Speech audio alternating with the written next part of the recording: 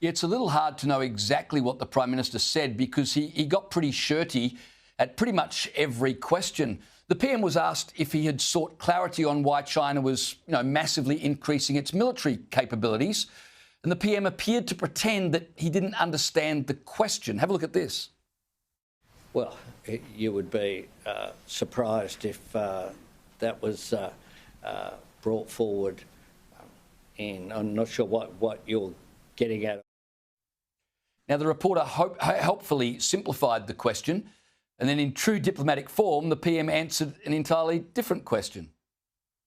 Do you feel confident that China is a force for peace in the region after this meeting, or do you? Well, what we did was we put forward Australia's position, or I did, which is that we want peace and security in the region. That is in the interests of both Australia and in the interests of China.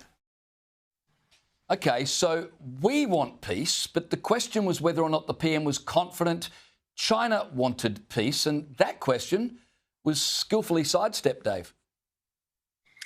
Look, it was, and I think it would have been perfectly appropriate and correct diplomatically for the Prime Minister to say that Australia is concerned that recent actions by the People's Republic of China have been undermining peace and security in the region, whether it's maritime disputes with countries like the Philippines and Vietnam, whether it's the aggressive behaviour of their Coast Guard, whether it's land reclamation activities in the South China Sea, whether it's the continued incursion into the airspace and maritime space of Taiwan, or indeed whether it's the circumnavigation of Australia by the PLA Navy and the conduct of a live fire exercise. Those are perfectly legitimate things for the Prime Minister Anthony Albanese to raise. Indeed, they are things he should have raised.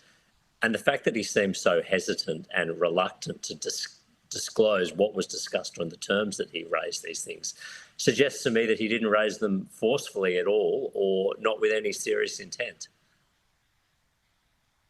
Yeah, well, naturally, he was then asked how he actually views China, especially when our major ally, the US, has labelled them their greatest threat. Have a listen.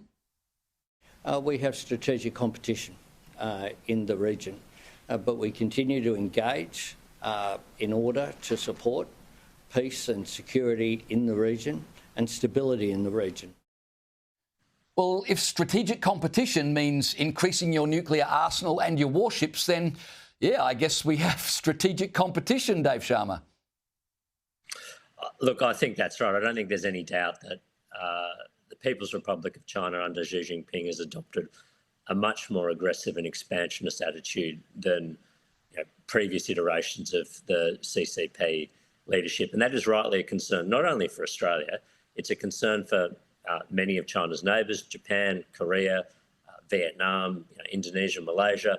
It's a concern for United States allies in the region as well, and it should be a concern for Australia.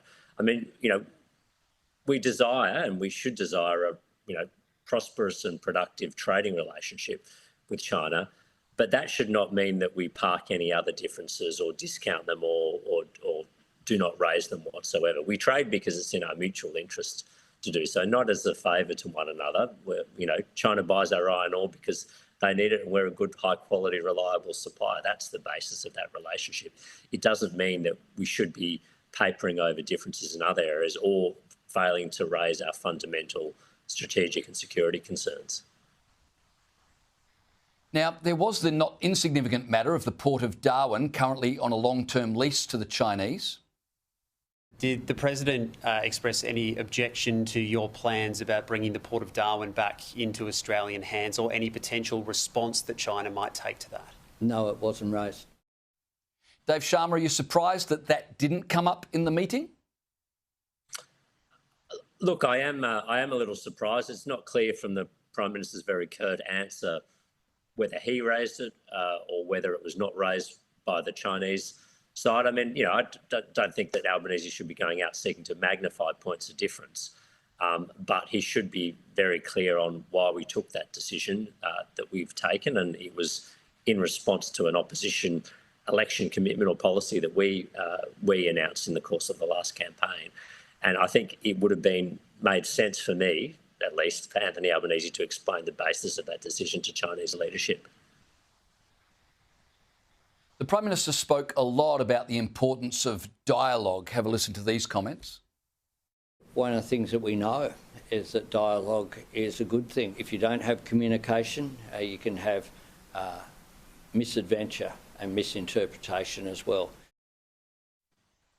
Well, Dave Sharma, I can't argue with that. Dialogue is vital, especially in relationships, which makes it all the more awkward that Albanese has chatted on a number of occasions in person with Xi Jinping, but hasn't spoken once in person with Donald Trump. I guess some dialogues are more important than others.